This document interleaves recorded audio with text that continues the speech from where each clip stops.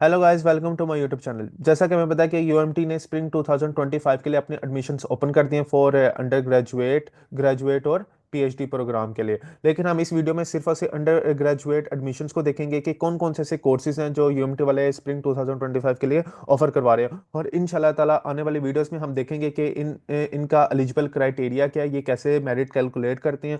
और साथ ही साथ हम इनकी स्कॉलरशिप्स को देखेंगे कि ये अपने स्टूडेंट्स के लिए कौन कौन सी स्कॉलरशिप्स ऑफर करते हैं। और साथ ही साथ हम आने वाली वीडियोस में देखेंगे कि कैसे आप अपना ऑनलाइन एडमिशन यहाँ पर प्रोसेस करवा सकते हैं, क्योंकि इनके पास दो आपके पास दो ऑप्शन हैं यूएमटी में, यूएमटी के लिए, कि आप वॉक करके इनके कैंपस जाके वहां पर भी अपना एडमिशन करवा सकते हैं, या तो अगर आप नहीं जा सकते तो आप यहाँ पर इनका ऑनलाइन पोर्टल है, वहां से भी आप अपनी एप्लीकेशन को क्या करवा सकते हैं, परस्यू करवा सकते हैं, आगे फॉरवर्ड करवा सकते हैं।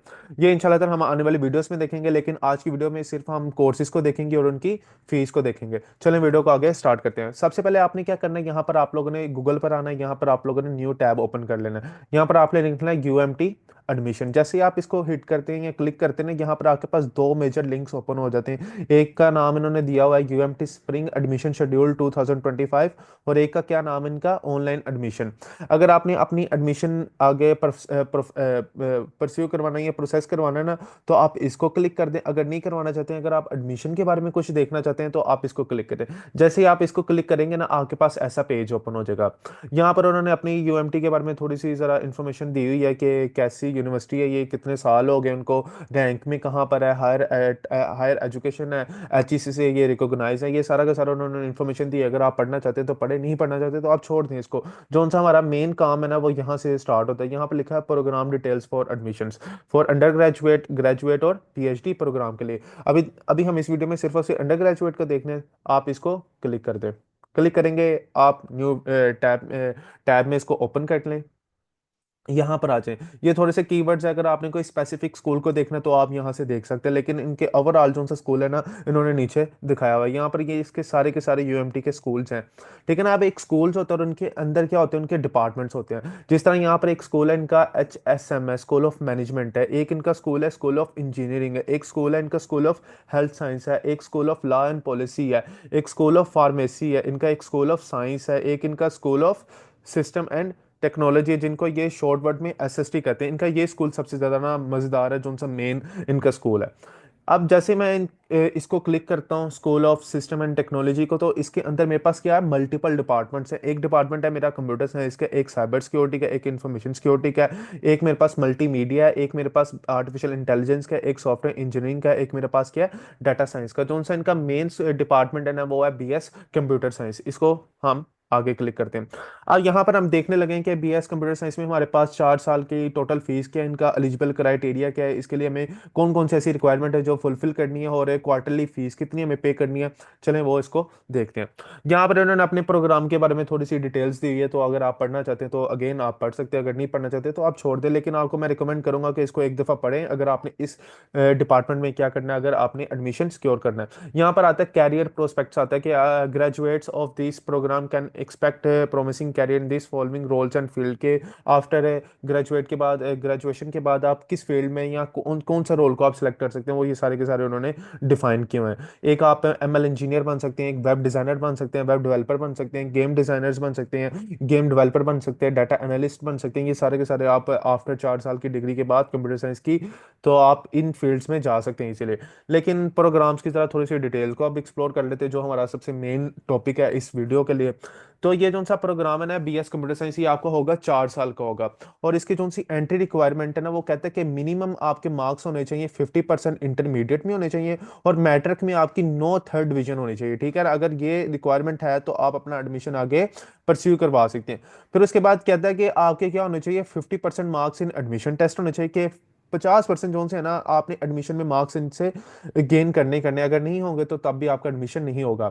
थर्ड इनका क्या कहते हैं, कहते हैं in case without mathematics eight intermediate. अब वो कहता है कि इंटरमीडिएट में अगर आपने मैथ का कोई सब्जेक्ट नहीं पढ़ा हुआ ना, तो आपको क्या करना पड़ेगा, आपको पहले 2 सेमेस्टर्स में ना डेफिशिएंसी कोर्सेज होंगे मैथ के, जो होंगे 6 क्रेडिट आवर्स के, वो आपने क्या करने होंगे, इनको क्लियर करना होगा। ठीक है ना। ये थर्ड रिक्वायरमेंट है ये तो आप इजीली कर लेंगे। जो सी मेन रिक्वायरमेंट्स है ना वो आपकी ये है कि आपके मैट्रिक में थर्ड डिवीजन नहीं होनी चाहिए, और इंटरमीडिएट में आपके 50% मार्क्स होने चाहिए, और आपकी 50% मार्क्स आपने एडमिशन में सिक्योर करवाने हैं। और आपने क्या करना है, अगर आपने मैथ का कोई कोर्सेज नहीं पढ़े हुए इंटरमीडिएट में, तो आपने डिफेंसेंसी कोर्सेज आपने मैथमेटिक्स में इन फर्स्ट 2 सेमेस्टर्स में पढ़ने होंगे। क्योंकि लाइक अगर आप देखें एफएससी प्री मेडिकल के बच्चे अगर वो कंप्यूटर साइंस में आते हैं, क्योंकि उन्होंने एफएससी प्री मेडिकल में मैथ के कोई कोर्सेज ही नहीं पढ़े होते, तो उनके लिए भी ये होता है कि आप पहले 2 सेमेस्टर्स में मैथ के कोर्सेज पढ़ेंगे। अब जोन सा हमारा इसके बाद जोन सा मेन मुद्दा जोन सा है वो है कि हमें इस कोर्स के लिए टोटल फीस कितनी पे करनी है, 4 साल की टोटल इस प्रोग्राम की फीस कितनी है, वो अराउंड कर लें आपके 20 लाख तक ना ये आपको डिग्री पड़ जाएगी। ठीक है ना, 20 लाख तक आपको ये डिग्री पड़ेगी। ठीक है ना। उसके बाद यहाँ पर अब देखें कि हर सेमेस्टर्स में ना आपको 2 फीस आपने पे करनी है, उसको कहते हैं क्वार्टरली फी, कि आप क्वार्टर क्वार्टर में ना ये फीस पे करनी होती है आपने। तो जो सी पहले क्वार्टर की जो सी फर्स्ट क्वार्टर की फीस है ना वो आपकी 1,24,000 के करीब है। 1,24,000 आपने क्या करनी है, क्वार्टरली फीस देनी है। अब आपके तकरीबन 4 साल की डिग्री है। तो ईच सेमेस्टर में आपने कितने करने हैं, आपने 2 क्वार्टर्स आपने क्या करने होते हैं, पे करने होते हैं। तो इसके मुताबिक आपके तकरीबन से तकरीबन 4 और 4 16 क्वार्टर्स आपके बनते हैं। 16 क्वार्टर्स को अगर आप ईच क्वार्टर 1,24,000 का है ना, तो 16 क्वार्टर आपके 20 लाख के करीब करीब बन जाएंगे। ठीक है ना, ये इसकी टोटल वर्थ निकलती है कि कैलकुलेशन होती है, ये लोग कैसे कैलकुलेट करते हैं। ठीक है, ईच क्वार्टर आपका कितने का, 1,24,000 का है। और आपके होते हैं 4 साल में टोटल 16 क्वार्टर होते हैं। ठीक है ना, क्योंकि एक सेमेस्टर में आपके 2 क्वार्टर होते हैं, तो इसका क्या मतलब हुआ, एक साल में आप 2 कोर्सेज पढ़ेंगे, 2 सेमेस्टर्स क्लियर करेंगे ना, तो इसका क्या मतलब हो गया कि 2 सेमेस्टर्स की कितनी हो गई, 4 क्वार्टर हो गए। तो 4 × 4 करें तो आपके पास कितने क्वार्टर्स निकलते हैं, 16 क्वार्टर्स हैं। और ईच क्वार्टर की फीस कितनी है, 1,24,000 आपने क्या करना है, पे करना है। उसके बाद यहाँ पर आता है प्रोग्राम टाइप आती है, एक यहाँ पर आ जाती है मॉर्निंग आ जाती है। ये नहीं होगा कि आप मॉर्निंग के यहाँ पर सारे कोर्सेज पढ़ेंगे कि सुबह 8 बजे ही आपको बुलाया जाएगा, नहीं। आप कोई भी अपना टाइम रखवा सकते हैं, यहाँ पर 3 बजे की भी क्लासेस ले सकते हैं, 5 बजे भी क्लासेस होते हैं वो भी आप कंडक्ट ले सकते हैं। उसके साथ साथ आप 12 बजे भी आ सकते हैं, 8 बजे भी आ सकते हैं, ये आपके ऊपर ही है।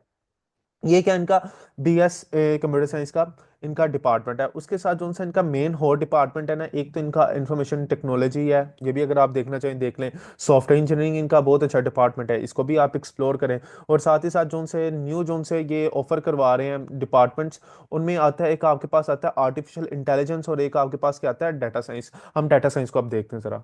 इसको मैंने ओपन किया, नेक्स्ट पेज पर आ गया। उसी तरह इन्होंने थोड़ा सा प्रोग्राम के बारे में ऊपर डिटेल्स में बताया, अगर आपने पढ़ना है तो पढ़ लें, नहीं पढ़ना तो छोड़ दें, लेकिन रिकमेंड ये करूंगा कि आप इसको एक दफ़ा पढ़ लें। जो सा हमारा मेन टॉपिक है प्रोग्राम डिटेल्स के ऊपर आते हैं। ड्यूरेशन इसकी भी क्या होगी, 4 ईयर होगी।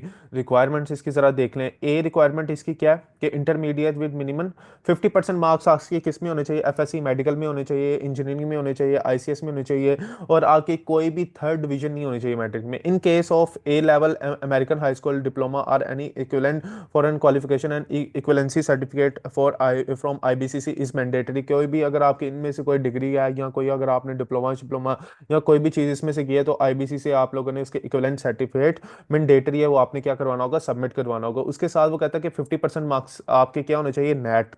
नेट भी इसमें एक्सेप्टेबल है। अगर नेट नहीं दिया तो आपने क्या एडमिशन टेस्ट इनका सिक्योर करना है विद द 50% मार्क्स है।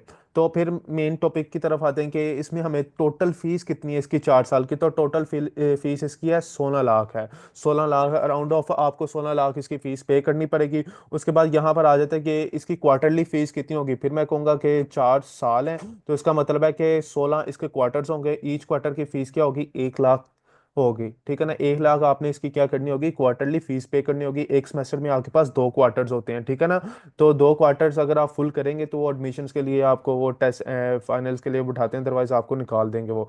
तो इसके बाद यहाँ पर आता है प्रोग्राम टाइप के, इसके भी मॉर्निंग है, मॉर्निंग के साथ आप इवनिंग की भी, और कोई भी आप टाइम टेबल जो आपको सूट लगता है आप उसके मुताबिक अपना टाइम टेबल एडजस्ट करवा सकते हैं। आपको इसके इस चीज़ का उन्होंने आपको एडवांटेज दिया हुआ है। ठीक है ना, उसके साथ जो सा इनका एक और मेन है वो भी देख लेते हैं। एक और ये आर्टिफिशियल इंटेलिजेंस को देख लेते हैं, ये भी आजकल बहुत ज़्यादा इन हुआ हुआ है पाकिस्तान में।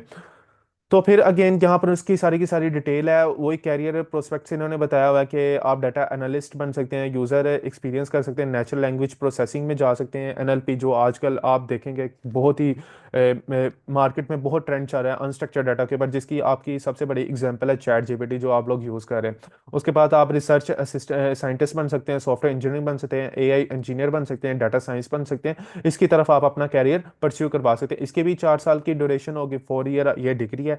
इसके भी एंट्री रिक्वायरमेंट्स क्या है, 50% मार्क्स आपके इंटरमीडिएट में होने चाहिए, no third division in matric होनी चाहिए, 50% मार्क्स आपके एडमिशन्स में होने चाहिए।